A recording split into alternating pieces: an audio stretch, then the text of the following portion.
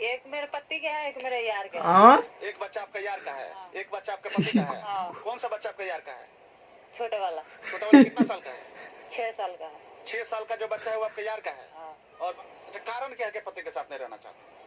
शरीर सुख नहीं देता था वो। हैं? अरे शरीर बाप सुख रे नहीं बाप। देता। शरीर सुख नहीं देता। शारीरिक सुख हाँ। पति नहीं देता था। नहीं। अरे यार देता है। हाँ। सब काम हमारे साथे कर बा। 1.5 महीना 1 महीना रहल बानी, घरों भी चौंक जाता रहला उ। उहे सब काम करे खातिर उल्टा सीधा घर भी गइल बा हमरा इतना हाल यही के गइल बा। ससुराल में भी रहत रहनी त हो जात रहला। शरीर सुख देले बानी तो वो हमरा के छोड़ देलक बीच बाजार में लिया के। और अब ओकर माई बाबू टॉर्चर करता कि ओकरा के मत रखू, रखे खातिर तैयार बा मगर अपना से छोट उम्र के लड़का से तेरा प्यार भइल भैया ना? हाँ। तरह से छोटे न बा लड़का? हमरा से छोट बलई कुंवार बा। कुंवार बा। बंदूक लगा लगा भेजत रहला कि ना हमरा साथे भगवे तो तोरा पति के जान से मार दे। हाँ। हाँ। तो ये भाई लोग आप लोग कैसन बानी, आशा करतनी कि अच्छा होगा मस्त होगा। तो भाई लोग है देख ला जा कलयुग व सतयुग सब एक ही में मेर जोर चलता। अब देख ला जा भैया एगो औरत के प्यार हो गइल बा नो छोटुआ लइका ले। तो भैया मैल मर्दन से कहतनी कि रिक्वेस्ट बा भैया कि अपन अपन मेहरानुन के 2 कवर कम खिलई जा मगर ओके ठेलाई बहुत ज्यादा करी जा। तो ई देख ला जा। अब तो एगो हम कहतनी एगो सबूत तो हम लोग के सामने ही बा। अब वो कैसे कैसे कहती कि बताओ कि हमके शारीरिक सुख ना देता है। अरे जोरे तोरी अब तो गाड़ी नहीं दे तो के ऐसन घोर कलयुग में भैया दू गो ले पेट भरता, एगो से पेट नहीं के भरत। तो अब का कहल जाओ एकरा बारे में। अब तो हम लोग के इंट्रो में देखनी हो, अब वीडियो में देख बजा तो हंसते हंसत गिर हो बजा। अब ओकर ऐसा ऐसा बात बोलत या एकदम माने कि ओपन कैमरा में कि अब का कहल जा हमारे हंसी बढ़ जाता खुद रोस्टिंग करे में। तो अब ल जा ज्यादा कुछ ना हम कहब मगर ओकर बीच मगर वीडियो देखाई कि और कैसे का करती है वीडियो में हमारे देख जा और आनंद ल जा और मस्ती कर जा एकदम कबार के एकदम। अब फोने पर ओकर प्यार हो गए? हाँ फोने पर। फोने पर तू प्यार कर लेलू? हाँ। आ 10 साल से जाना मर्द के साथ रहत लोग ओकरा से माने एती हो गइल। एकरो से 2-3 साल हो गए। हाँ। शादी की कैसे 10 बरिस पहले औरत के शादी होता और 10 बरिस के बाद शादी के बाद औरत के 2 बच्चा, एगो 8 साल के एगो 6 साल के। और कैसे शादी के 10 बरिस के बाद प्यार हो जाता है दो कुंवारा लड़का से। और कुंवारा लड़का से प्यार के बाद ही महिला देख सकता नहीं कि एगो औरत कैसे शादी के 10 साल के बाद 2 बच्चा भइला के बाद कैसे एगो कुंवारा लड़का से प्यार कर लेता रही।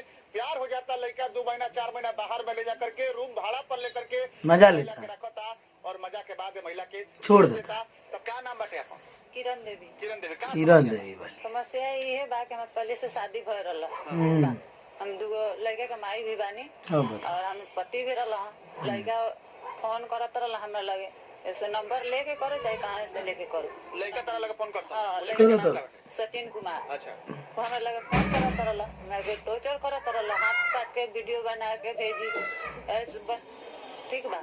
और मतलब ऐसा टॉर्चर करते करते कहता हम तोरा से प्यार करे नहीं, हम करे नहीं, तोर लड़का सन के रख, हम तोरा के रख, हम ओकरा के छोड़ देना तो हम जान से मार दे। गाँव में हम आके कदम उठा लेंगे गलत।